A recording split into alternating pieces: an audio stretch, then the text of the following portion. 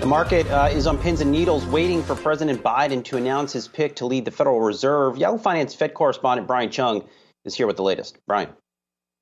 Hey, well, originally we had heard from the president that the announcement was going to happen in 4 days. That was 1 day ago that we had heard that. But then you had the deputy press secretary saying in a press gaggle yesterday that he said the announcement would be coming before Thanksgiving. So it seems like now there's a bit of a window as opposed to a hard day for when we'll get the announcement from the White House over who their pick is going to be at the top of the Federal Reserve. But keep in mind, they're running a bit against the clock here. When you take a look at the timeline of historically when other presidents have picked their Fed chairs, it's been as early as the end of August. At least that was the case for the Obama pick for Ben Bernanke for a second term in 2009. But some interesting data also coming from the Atlantic Council via Axios as well that shows how if Jay Powell or Lael Brainerd, whoever the pick ultimately is made soon, it's going to be historically very narrow to the time that the start of the term is supposed to happen for the Fed chair. And that's because Jay Powell's term at the top of the Fed expires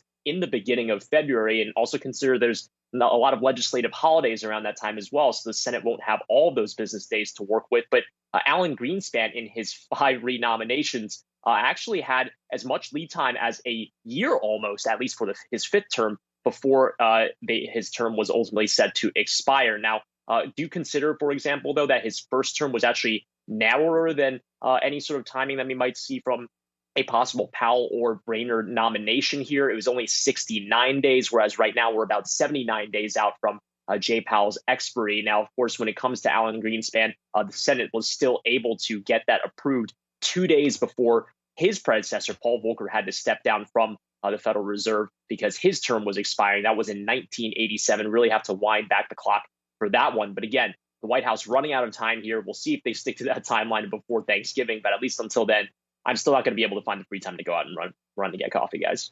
Definitely not, because like you, after he makes this pick, Biden's job is not done, right? There's some other Fed reshuffling and positions, open positions that have to be filled. Yeah, and the rumor is that the White House might want to approach this as a slate of nominees as opposed to just announcing the Fed chair and then later down the line individually announcing these other Fed governor roles. Keep in mind the Board of Governors at the central bank's headquarters in D.C. There's one vacancy on there right now. Another person who's currently in a role is going to step down at the end of next month. And then another person, the vice chairman, Richard Clarida, his term is going to expire in January. So the Biden administration could put up 3 more nominees to round out the other vacancies that will be on this board come February of next year. Now, some rumored names are Michigan State professor Lisa Cook, in addition to Bill Spriggs, an economist at the AFL-CIO, Seth Carpenter, a former economist at UBS, also apparently in the mix, and then Roger Ferguson, who was formerly at the Federal Reserve as a vice chairman. He's apparently in the mix as well. He's the former CEO of TIAA. So there could be a lot of nominees that could be coming down the pike. Again, we don't have any sort of certainty. These are just rumors for the time being until the White House were to announce something.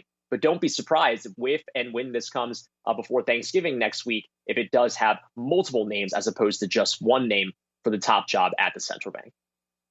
Brian, did you get a coffee pot for your desk yet? No, I haven't. I should get like an IV drip, which I know you have, just to put like caffeine like that straight is into my veins.